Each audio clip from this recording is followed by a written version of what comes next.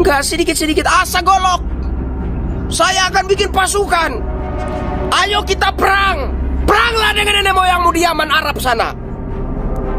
Sekali lagi, si Habib Prisik ini ya,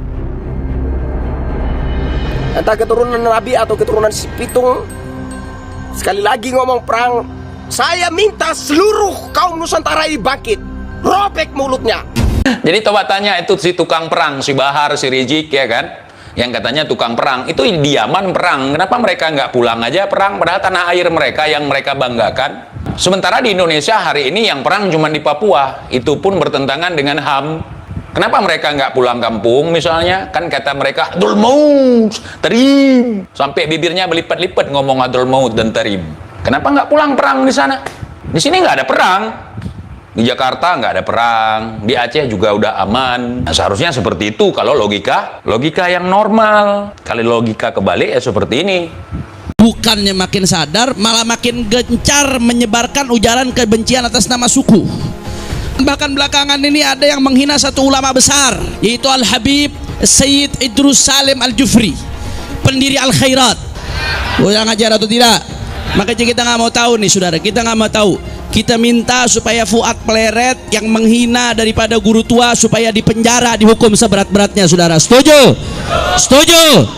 Mengusulkan si siapa itu tadi, monyet satu itu, si Idrus bin Salim, apa itu Al-Jufri itu menjadi pahlawan. Saya bilang monyet karena saya sedang mengamalkan isi Quran. Saya non muslim, tapi ini bukan bicara agama lagi. Nah, ini bicara tentang Nusantara.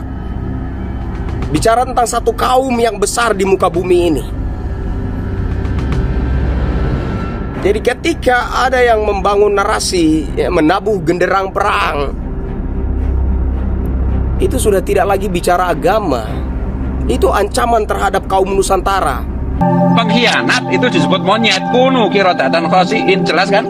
Kita sudah dijajah oleh Pak Alawi, yang ternyata Pak Alawi adalah WNA. Maka tugas Bapak sebagai bagian daripada penguasa mencabut seluruh hak-hak dia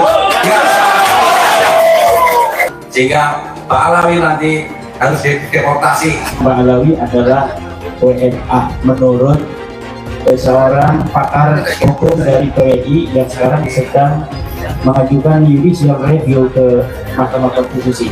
Artinya ingin menghilangkan atau memusnahkan atau kebatilan-kebatilan itu yang mencoba mengkultuskan ya keturunan tertentu seakan-akan paling benar itu diluruskan. Untungnya Allah memberikan berkah kepada kita melalui Kiai Imanuddin secara latar dan secara akademis mampu menjelaskan ya. Dan mari kita ikuti karena bisa dipertanggungjawabkan, dan saya nanti akan saya laporkan kepada Bapak Presiden. Bapak Presiden itu orangnya yang senang mendengar pendapat orang lain dan beliau itu cukup reaktif kalau jiwa-jiwa kebangsaan dan masalah beliau masalah bangsa dan negara itu sangat antusias bahwa bangsa Indonesia akan semakin maju dengan kepemimpinan Pak Prabowo ya, akan semakin kuat ya, untuk menjaga negara kesatuan Republik Indonesia dari ancaman, gangguan dan tantangan yang mungkin tinggi. Ada sekelompok masyarakat, orang menyebutnya dari Yaman itu gitu. Kita butuh penjelasan seperti apa itu. Mohon maaf, sebenarnya mereka tidak punya otoritas ilmu pengetahuan. Iya. Silakan kalau ada musyawarah alim ulama, apa ada dari mereka? Nggak ada. Tidak ada satupun keturunan Yaman yang mempunyai kemampuan seperti ini. Hanya mereka Habib keturunan Rasulullah di tengah masyarakat ngajak selawatan. Iya. Tapi kenapa masyarakat memberikan ruang kepada mereka? Dan mereka memanipulasi keturunan. Dalam rangka menyikapi pernyataan daripada saudara Rizik Syihab yang telah membuat provokasi akan menantang kami kelompok dari Gus Abbas dan Kiai Madudin yang menantang untuk mengajak perang. Kalau Anda memang berani datang ke Banyuwangi, temui saya. Silahkan mau ngajak apa, dan siap menghadapi tantangan Anda untuk perang. Dan kami kepada negara mohon, khususnya kepada Presiden dan Kapolri dan Panglima TNI, tolong itu dibungkam mulai politik itu, kurang ajar, membuat provokasi, yang membuat onaran, dan wajib mereka itu untuk ditahan, ditangkap. Dan khususnya kepada penegak hukum kasus Cak Rizik dengan Firsa Hussein, mohon ditindaklanjuti, jangan dipertimbangkan. Kami curiga ada apa-apa ini. Yang jelas sudah ada pengakuan, ada bukti-bukti, kok masih dibiarkan saja. Jika mereka mulutnya rusak, mengatakan kita ini kelompok monyet, ulama monyet. Emangnya kamu siapa? Kamu kan keturunan pendatang yang dihadirkan dari negara Yaman oleh VOC Belanda. Tolong negara Rizik itu segera ditangkap dan dideportasi, itu dikembalikan kepada Yaman. Kurang ajar membuat gaduh di negeri ini yang sudah damai tentram. Selanjutnya kami minta agar supaya Presiden dan para penguasa negeri ini, gerombolan monyet membentuk organisasi monyet dan laskar monyet yang di backup sejumlah oknum jenderal, bahkan belakangan terang-terangan membelokkan sejarah Indonesia dengan menghapus semua peran dan jasa keturunan Arab dalam perjuangan kemerdekaan Indonesia. Dedengkot gerombolan monyet laknat ini berani menyerang, menghina, dan memfitnah ulama besar Al-Imam Al-Habib Idrus bin Salim Al-Kufri radhiyallahu ta'ala anhu, bukan saja terhadap habaib dan keturunan Arab lainnya, tapi juga terhadap para muhibbin yang cinta ulama dan habaib. Kurang ajar, biadab mereka, saudara. Kepada Presiden Prabowo Subianto agar segera instruksikan Panglima TNI dan Kapolri untuk secepat-cepatnya gelar operasi pembasmian gerombolan monyet. Saya serukan kepada seluruh habaib dan keturunan Arab serta para muhibbin di Indonesia yang duduk di eksekutif, legislatif maupun yudikatif agar bergerak dan bertindak secara nyata, segera bubarkan organisasi monyet dan tangkap para pemimpin monyet beserta laskar monyetnya, serta pecat semua oknum yang jadi backing gerombolan monyet tersebut. Dan orang-orang Nusantara, apapun agamanya, yang mencintai tanah tumpah darah ini harus bangkit, harus bereaksi melawan itu. Tidak bisa kita diamkan, tidak bisa kita biarkan. Jadi kalau Habib Rizik di sana menyerukan asa golok, menabuh genderang perang, kaum Nusantara harus bangkit melawan itu. Apapun agamamu, bangkit lawan itu. Ada sebuah pelecehan yang tidak bisa kita diamkan, tidak bisa kita biarkan, tidak bisa kita anggap biasa-biasa saja, tidak bisa kita maklumi begitu saja. Nah, kemudian seruan Habib Rizik itu mulai disambung, sebarluaskan oleh oknum-oknum Habib yang lainnya. Oke, saya juga mau sampaikan kepada saudara-saudara sebangsa setanah air, kaum Nusantara, bangkit! Mari kita bersatu, tunjukkan bahwa kita adalah satu. Apapun suku, ras, agama kita adalah satu, kita adalah kaum Nusantara. Bangkit lawan. Kita mencintai kalian, kita menghormati kalian, kita memuliakan kalian. Itu bukan berarti kalian boleh melecehkan tanah tumpah darah ini. Bukan berarti kalian boleh melecehkan Ibu Pertiwi ini. Ini tanah kami, ini ibu kami. Wajib hukumnya kami jaga. Coba-coba menginjak Ibu Pertiwi ini berhadapan dengan kami. Bukan lagi bicara soal agama, ini bicara tentang harga diri suatu kaum yang harus kami pertahankan. Ini bukan yang pertama. Jadi saya minta dengan hormat pemerintah, Presiden Jenderal Prabowo Subianto, aparat TNI Polri, tegas Manusia ini sudah tidak layak hidup di Nusantara. Deportasi segera, pulangkan dia ke Yaman sana. Kalau kerjanya itu hanya menghasut, mengadu domba, membenturkan anak bangsa Indonesia dengan sesama saudaranya, tidak layak manusia ini. Negara harus tegas, negara tidak boleh diamkan. Bekukan dia, tidak boleh berceramah lagi. Kasih ultimatum. Kalau sampai ada ceramah-ceramah lagi yang menghasut, orang ini langsung dijeblosin ke penjara. Penjara seumur hidup. Capek-capek leluhur kita, para pahlawan bangsa ini berjuang memerdekakan bangsa ini. Mereka berjuang memerdekakan bangsa ini di bawah satu sumpah pemuda. Satu tumpah darah tanah air Indonesia, satu bangsa Indonesia, satu bahasa persatuan bangsa Indonesia. Para pahlawan bangsa, para pendahulu bangsa ini berjuang di bawah sumpah itu. Jangan itu kemudian diinjak-injak, dilecehkan oleh siapapun dia.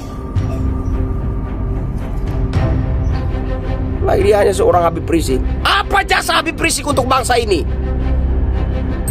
Saya minta kepada pemerintah, kepada aparat ini, tegas terhadap manusia ini.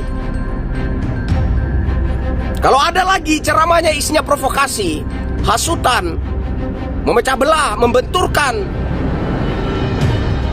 masyarakat ini dengan sesama saudaranya, kaum Nusantara, bekukan dia, deportasi, kirim dia ke Yaman sana, biarkan dia hidup di sana. Jangan memecah belah bangsa ini. Capek-capek leluhur bangsa kita ini berjuang untuk bangsa Indonesia ini berdaulat menjadi sebuah negara. Jangan dirusak, jangan dikencingi. Enggak, sedikit-sedikit asa golok.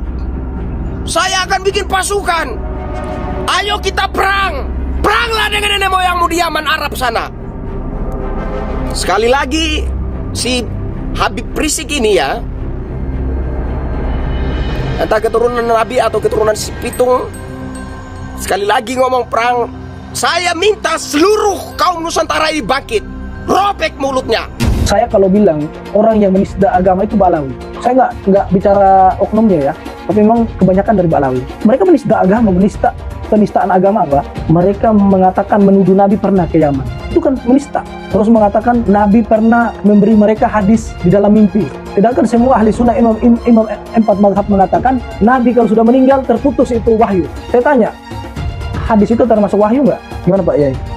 Wahyu. Jadi Nabi meninggal wahyu terputus. Tapi kan Mbak Alawi mengatakan saya mimpi saya dapat hadis dua. Yang pertama hadis masalah kopi. Hadis yang kedua siapa yang mencintai Mbak Alawi masuk surga. Ya ini bikin hadis palsu, membikin mengaku ada kami dapat hadis dari Nabi, itu menistai Nabi nggak? Itu loh. Itu menista agama itu namanya. Terus juga ada Habib yang mengatakan Muhammad itu adalah itu Allah sendiri. Itu mereka kalau mau diproses, protes orang-orang ini diproses, penjarakan. Ahok baru satu kali ngomong saja langsung didemo habis-habisan gitu. Jadi kalau mau penjarakan penista agama, jangan Ahok aja yang dipenjarakan, Mbak Alawi juga dipenjarakan, karena mereka banyak menista agama. Jadi saya minta kepada pemerintah jangan diam aja, gitu loh. Kita dituduh sekarang memecah belah, terus mereka yang memecah belah selama ini ngadu domba sama pemerintah, antara masyarakat, suruh pemerintah demo sana sini, meninggal orang Nusantara di jalanan, di mana-mana. Siapa yang lebih mengadu domba? Kita apa mereka? Mereka ngaco aja bilang terpecah belah. Iya karena dawer mereka berkurang. Alasan orang yang selalu membuat keonaran, tak suruh demo tiap hari nggak dibayar, katanya untuk bela agama Islam. Kemudian orang-orang kampung kita meninggalkan pekerjaannya, meninggalkan kegiatannya, suruh demo tiap hari. Dia yang dapat duit, orang-orang kampung kita yang kerjaannya acak-acakan, ekonominya murat-marit, istrinya muring, tahu muring? Istrinya muring, ngambek marah-marah karena dia jaga warung ditinggalin, apa betul? Dia bertani, taninya macul tidak disempurnain, dia jagain pancingan lele, pancingan lelenya ditinggalin. Kenapa? Suruh demo, katanya membela agama, menurunkan antek-antek Cina, menurunkan antek-antek asing. Tetapi ternyata perjuangan mereka semata-mata bukan untuk agama, bukan untuk rakyat, bukan untuk bangsa, tetapi untuk tingginya nama mereka sendiri dengan mengorbankan putra-putri Indonesia agar masa depannya acak-acakan, tetap miskin, melarat, tidak punya pekerjaan. Na'udzu. Ternyata di balik jubah dan di balik sorban Anda menyimpan hati yang sangat busuk, menyimpan adab yang sangat busuk. Begitu hinakah Kiai Nusantara di depanmu? Begitu rendahkah Kiai Nusantara di depanmu, hai para Ba'lawi? Sampai kalian diajak berjabatan tangan aja nggak mau. Kalian tuh di sini cuma numpang hidup, numpang makan. Hidup aja dari mereka kalian. Tapi kalian merendahkan mereka seperti itu. Adab kalian tuh di mana? Hai para Ba'lawi, pengaku cucu Nabi. Antara Sayyiduna wa Maulana Abdurrahman Wahid dan Rizik Syihab. Kalau kita ingin tahu bagaimana dia menantang mubahalah kepada Gus Dur dulu. Hei Gus Dur, bawa anakmu, bawa istrimu, yuk kita bermubahalah. Siapa di antara kita yang dapat laknat? Kalau saya dalam kebenaran, maka kau akan mendapat laknat. Kalau kau dalam kebenaran, saya dan keluarga akan mendapat laknat. Gus Dur sudah meninggal apa belum? Gus Dur sudah wafat dan dunia menyaksikan Gus Dur wafat dalam keadaan mulia. Gus Dur wafat sebagai seorang presiden yang diiringi sampai liang kuburnya dengan penghormatan paling tinggi dari negara Republik Indonesia. Dihadiri oleh presiden dengan iringan la ilaha illallah oleh para santri. Ribut antara pas pampres, antara protokol negara dengan protokol santri. Pas pampres pengennya pakai darder, santri ya ilaha illallah, ngacak semuanya, pengen menghormati Gus Dur untuk terakhir kali. Ketika dia sudah ditanam, sudah didafnu, kemudian mulai dari dia itu dikubur, doa-doa suci dari masyarakat untuk dia sampai hari ini tidak pernah berhenti. Ini menunjukkan Gus Dur radhiyallahu anhu wafat dalam kemuliaan. Ketika hidup dia hidup dalam kebenaran, menegakkan kebenaran, dan ketika wafat dia wafat husnul khatimah, wafat dalam keadaan mulia. Sekarang tinggal musuhnya yang mubahalah itu. Kita akan saksikan yang berani bermubahalah dengan Gus Dur itu bagaimana akhir hidupnya. Hari ini alamannya sudah mulai nampak. Bagaimana setiap hari dia merendahkan dirinya dengan kehinaan, terus menuju titik nadir kehinaan yang paling hina dina. Terima kasih. Si Rizik itu adalah ikon penistaan terhadap Rasulullah. Bagaimana tidak, saudara? Dia punya menantu namanya Munif.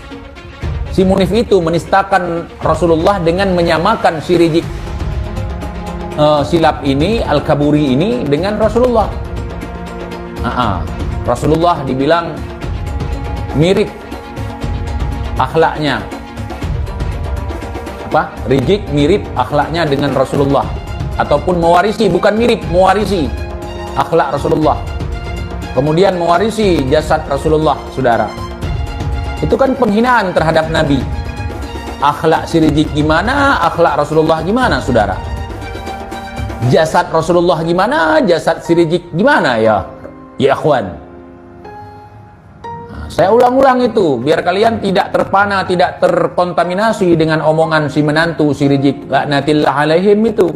Sementara hari ini kita bisa melihat si Rizik cebol ini, mukanya hitam, hidungnya pesek, pipinya tembem, matanya belok, perutnya buncit, badannya pendek,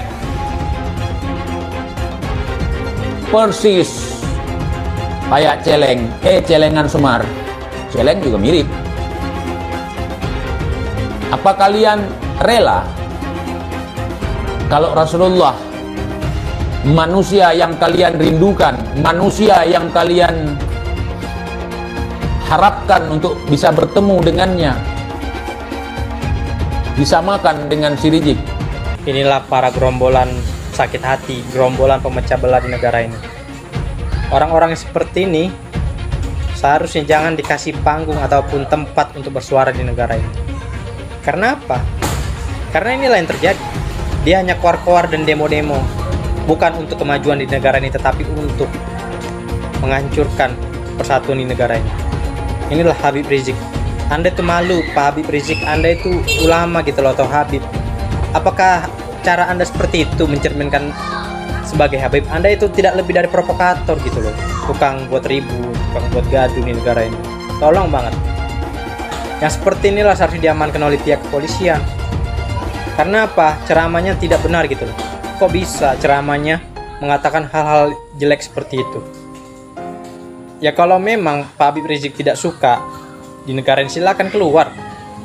Terbuka lebar ke pintu ini untuk Pak Habib Rizik keluar dari negara ini. Jangan suka mengacaukan persatuan di negara ini. Anda itu pemecah belah gitu, tukang buat ribut di negara ini. Sangat memalukan sifat Anda itu. Habis pikir melihat tingkah laku Anda, Pak Habib Rizik. Seharusnya orang-orang seperti inilah jangan diberikan panggung untuk bersuara di negara ini. Karena inilah yang terjadi, hanya buat ribut dan gaduh. Dia bukan cucu Nabi, dilihat dari hasil tes DNA yang sudah ada. 180 orang sudah tes DNA, dan tes DNA-nya menunjukkan haplogrup mereka itu G. Sedangkan keturunan Nabi menurut para ahli harus mempunyai ciri kode genetik haplogrup J1 sesuai dengan para keturunan Nabi yang sudah tes DNA di seluruh dunia Islam, mulai Saudi, Al-Abdali, Al-Auni, Al-Jamajizah, kemudian di Yordan, Al-Hashimi, di Maroko, di Yaman itu. Di Yaman itu ada yang bukan Pahlawi, namanya Zaidi, Rasi, atau Toba, Al-Jailani. Semuanya kebanyakan terkonfirmasi dari hasil tes DNA mereka bahwa mereka benar keturunan Nabi, karena kode genetiknya haplogrup J1 yang menunjukkan dia orang Arab keturunan Ibrahim. Kajian ilmiah dibalas dengan ilmiah, bukan dibalas dengan kedustaan manuskrip-manuskrip. Dan kalau kita bongkar, memalukan Pak. Kitab-kitab Balawi itu kan udah banyak tuh, kita bongkar satu-satu, memalukan. 90% kedustaan. Kitab-kitab ulama yang dikatakan muhaddis, Alwi bin Thohir itu muhaddis, tapi kalau kita uji kitabnya, dia menunjukkan ada dalam manuskrip anu, ada dalam kitab anu, 90% kedustaan. Siapa? Berasal dari mana? DNA-nya dari mana? Genetikanya dari mana? Ini adalah upaya sistematis. Kemudian orang lain datang dari negara lain ke sini, tiap hari membanggakan leluhurnya, tiap hari bercerita keunggulan leluhurnya, tiap hari kita harus mendengarkan riwayat-riwayat leluhurnya. Setelah itu kita bermahabbah pada mereka, menghormati mereka, mendewa-dewakan mereka, dan kita menganggap diri kita lebih rendah dari mereka. Dan tak terasa domba kita kirim, uang kita kirim untuk mendapatkan air putih agar kita usahanya lancar. Kita keluarkan uang demi mereka, dan kita semakin direndahkan martabatnya sebagai suku dan sebagai bangsa, padahal mereka makan setiap hari. Bagaimana seorang Habib ada yang mengharamkan anak-anak NU untuk masuk ke Banser?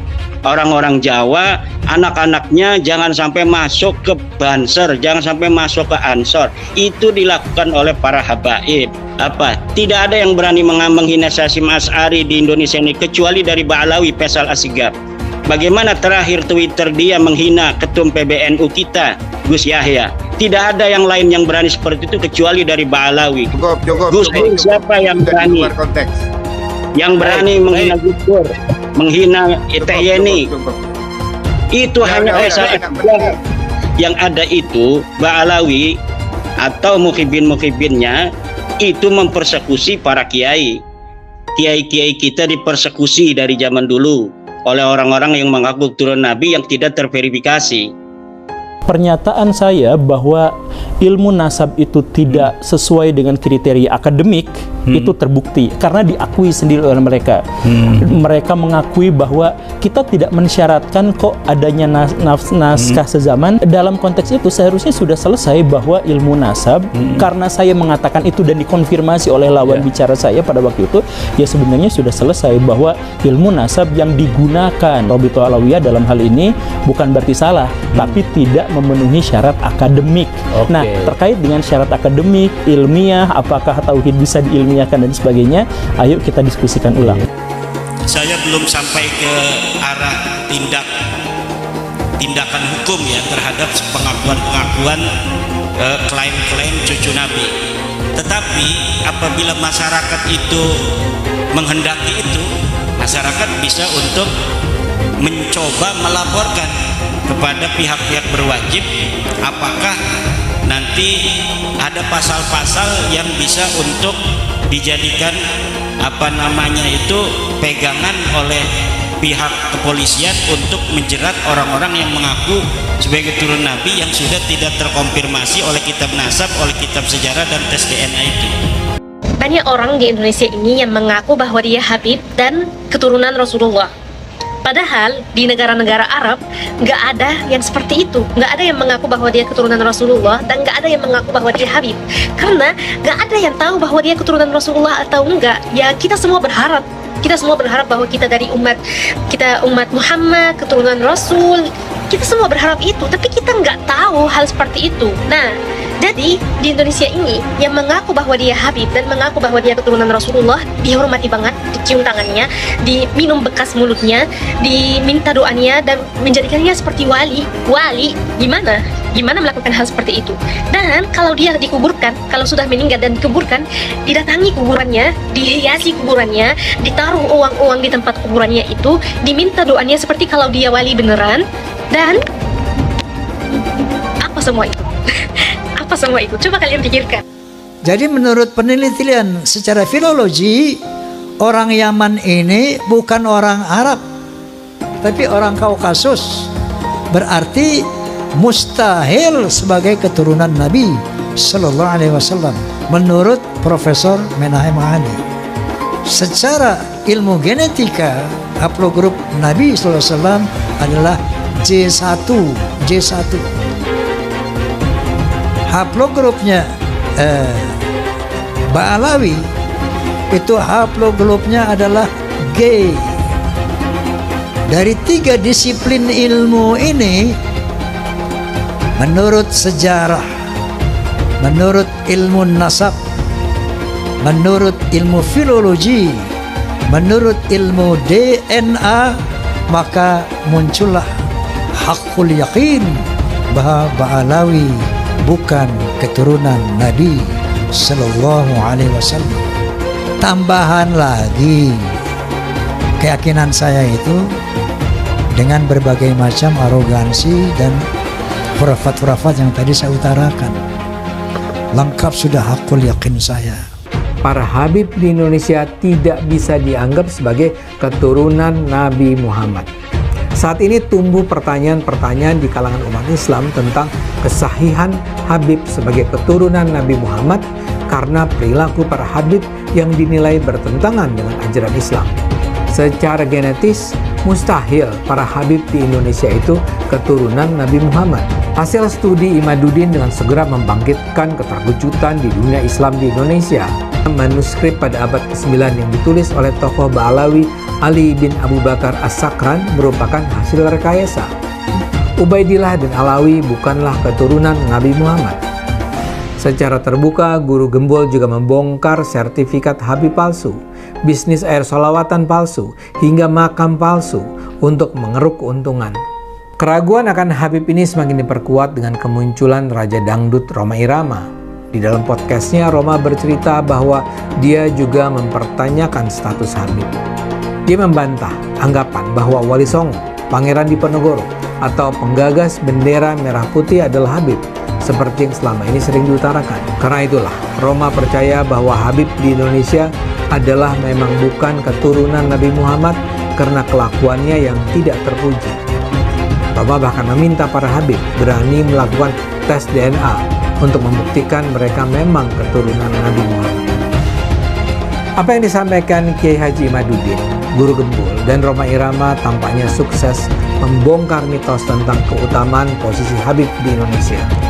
Buat saya, apa yang terjadi ini adalah berkah bagi Indonesia. Sudah saatnya masyarakat Indonesia tidak lagi percaya pada mitos-mitos tentang Habib sebagai keturunan Nabi yang suci. Selamat tinggal mitos, selamat datang akal sehat. Imigran Yaman, ayo kita deportasi mereka dan lain sebagainya. Kenapa muncul sentimen-sentimen yang seperti itu? Pihak orang-orang dari kalangan habaib gagal untuk menunjukkan bahwa kami itu baik, rahmatan lil alamin, gagal untuk menyampaikan itu ke publik karena yang ditampilkan itu apa? Kekerasan atas nama habaib, bahwa kami itu boleh melakukan persekusi. Bahkan Pak Habib Bahar bin Smith di pengadilan, ketika beliau sedang diadili, kemudian ada saksi dan kemudian beliau mengatakan, kamu tahu nggak siapa saya? Saya adalah keturunan Nabi. Kalau kakek saya begini, kamu tahu kakek saya seperti ini, kenapa kamu memberatkan? Kamu membuat kesaksian yang memberatkan pada saya. Itu kan sebenarnya menyakiti kaum muslimin. Karena ada orang yang melakukan kekerasan atas nama Nabi, diadili tapi minta privilege. Siapa yang melakukan itu? Golongan habaib. Yang pertama kali masalah nasionalisme saya ya, rasa kebanggaan saya terhadap Indonesia itu ternodai oleh sikap-sikap beberapa habaib. Ba'lawi kalau bagi saya bukan gitu ya, bukan turunan Nabi, karena dari filologi jelas ya, kemudian dari historik jelas, kemudian juga DNA yang terakhir itu. Saya kemudian tersinggung dari itu ketika peran ulama-ulama Indonesia dan para pejuang Indonesia itu diremehkan. Misalnya cerita bahwa proklamasi kemerdekaan Mei 17 Agustus itu karena bisikan Habib tertentu kepada Bung Karno, itu kan tidak pernah ada dalam cerita itu. Tidak ada Habib. Cerita Habib ini tidak pernah ada di dalam sejarah, kecuali dulu menjadi Usman Yahya itu menjadi muftinya Belanda yang mengharamkan kita melawan Belanda. Justru itu Habib yang jelas itu tertulis dalam sejarah. Kalau Habib berbisik ke Bung Karno kapan? Dan tidak pernah ada cerita itu. Nah, kalau sekarang lalu Habib, lalu para pejuang dihabibkan semua kan, Diponegoro, siapa lagi? Imam Bonjol. Wah, itu kebanggaan orang Jawa loh, Diponegoro itu. Lalu dihabibkan. Habib dari mana? Ya, Habib dari mana? Gitu. Nggak ada sejarahnya. Saya nggak tahu ya Habib siapa ya yang ikut-ikut begitu itu. Berjuang kemerdekaan Indonesia itu. Jangan lupa, umat Islam di jagat raya salatnya tidak akan diterima oleh Allah Subhanahu wa Ta'ala kalau tidak mau mendoakan Habib. Umat Islam mulai gaya, mulai mengkoreksi Habibnya, mulai mengkoreksi ulama-ulama dari anak cucu Nabi Muhammad SAW. Orang yang seperti itu mirip dengan iblis. Sekarang yang bilang belajar tuh ke Habib, jangan ke yang lain supaya tidak sesat. Nah, kalau Habibnya blow on, kalau Habibnya sesat, gimana?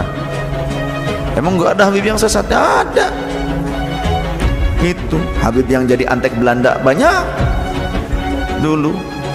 Iya, yang jadi sahabatnya Belanda, jadi kenil, kemudian jadi informan Belanda. Habib ada. Punya kakek yang baru jelek-jelekin, Habib Utsman bin Yahya, dia bilang antek Belanda. Zaman dulu itu Belanda luar biasa loh. Habib Utsman punya langkah. Beliau memang dalam kitabnya Manhajul Istiqamah ada membahas untuk tidak ada pemberontakan. Kalau Habib Utsman bin Yahya antek, udah ngaku aja antek, selesai, beres. Jangan pakai kelat-kelit sana sih. Saya katakan saya mendukung Rhoma Irama untuk mengklarifikasi soal Habib ini. Karena saya terganggu dan tersinggung terhadap perkembangan ini sesudah saya melihat tiap mau tidur saya lihat YouTube pertengkaran Rhoma Irama, Imaduddin, Gus Abbas dengan para habaib itu luar biasa, menimbulkan pro kontra. Lalu saya lihat apa sih masalahnya? Kalau saya sendiri pribadi, mau Habib itu turunan Nabi atau tidak, kalau salah ya kita koreksi, tidak apa-apa. Tetapi yang lebih dari itu, kemudian ternyata muncul klaim bahwa Republik Indonesia itu ada karena Habib. Wali Songo itu semuanya Habib. Padahal Habibnya baru datang sesudah Wali Songo meninggal. Gitu loh. Lalu ini turunan Habib ini. Imam Bonjol coba dibilang itu Habib Sahabuddin. Itu dari mana? Oh, Imam Bonjol Habib Sahabuddin gitu. Lalu ada hurufatnya bahwa kakek saya yang namanya Mugaddam itu bisa membentak malaikat mungkar dan nakir katanya.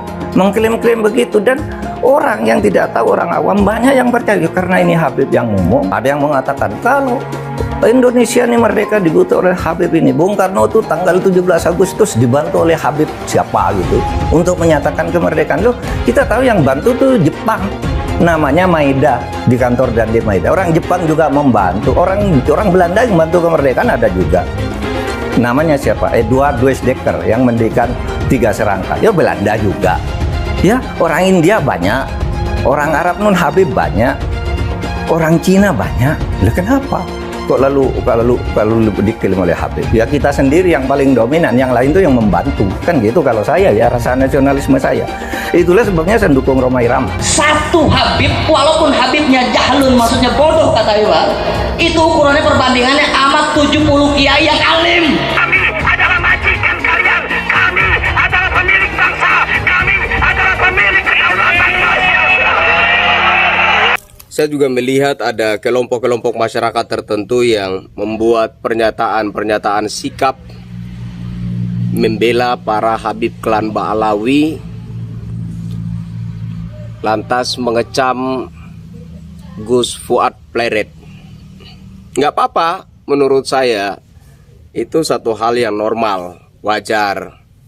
Ketika kita mencintai seseorang, ya, wajar kalau kemudian kita terdorong oleh naluri untuk membela begitu. Jadi itu satu hal yang normal, satu hal yang wajar. Jadi saya melihat saudara-saudara sebangsa setanah air, kelompok-kelompok tertentu yang membuat pernyataan-pernyataan sikap yang kesannya pembelaan terhadap para habaib klan Ba'alawi dan juga sebentuk kecaman terhadap Gus Fuad Pleret adalah hal yang wajar begitu. Cuma begini ya, logikanya. Saudara, saya mencintai seseorang, entah itu penceramah atau apapun itu, saya tidak mesti ridho atau mengikhlaskan orang tersebut melecehkan ibu saya. Itu sudah satu kekeliruan yang fatal menurut saya. Apa yang saya maksudkan? Indonesia ini ibu kita. Bangsa Indonesia adalah ibu kita. Jadi kita terserah mau mencintai siapapun. Ya, itu kehendak pribadi kita masing-masing. Anda mau mencintai siapapun, saya mau mencintai siapapun, atau mengagumi siapapun. Itu hak pribadi kita masing-masing. Tapi jangan sampai kecintaan dan atau kekaguman saya terhadap seseorang juga seolah-olah membiarkan orang itu boleh seenaknya melecehkan ibu saya. Tidak boleh begitu ya, tidak bisa seperti itu. Yang kita lihat dari mereka ini, para habaib klan Ba'alawi ini kan begitu. Seenaknya saja melecehkan Nusantara, seenaknya saja melecehkan para kiai kita. Saya non muslim ya, tapi setahu saya orang-orang yang paling dihormati, yang paling dipandang di republik ini, di negeri kita ini, ya para kiai. Itu yang paling dituakan. Orang-orang yang dianggap berjasa atas kemerdekaan dan berdirinya negeri ini. Orang-orang yang harus kita hormati. Tapi itu saja dilecehkan. Kaki seorang habaib yang kotor, habaib yang pembuat maksiat, pengguna narkoba, ya, pelaku kejahatan, jauh lebih mulia daripada kepala kiai Nusantara. Itu sebuah pelecehan, sebuah penghinaan yang terlalu sadis, yang tidak bisa kita anggap wajar, yang tidak bisa kita biarkan. Nah itu, hal-hal semacam itu yang saya maksudkan. Kecintaan kita terhadap seseorang, kecintaan kita terhadap penceramah atau apapun itu, tidak boleh serta-merta itu membiarkan kita mengizinkan ibu kita itu dilecehkan seenaknya saja. Apalagi kan bukan sekedar itu. banyak hal yang secara terang-terangan itu dilakukan oleh para habaib klan Ba'alawi ini, memutarbalikan fakta-fakta sejarah, membangun makam-makam palsu di mana-mana, menghasut masyarakat untuk membenci terhadap pemerintah, menghasut masyarakat untuk melawan aparat TNI dan Polri. Terlalu banyak hal-hal semacam ini yang menurut saya tidak bisa kita biarkan, tidak bisa terus kita diamkan. Ini menyangkut bangsa kita. Saya tidak menyinggung agama apapun. Yang saya bicarakan di sini adalah pentingnya keutuhan bangsa, pentingnya persatuan kita, kerukunan kita dalam bingkai Bhinneka Tunggal Ika. Ini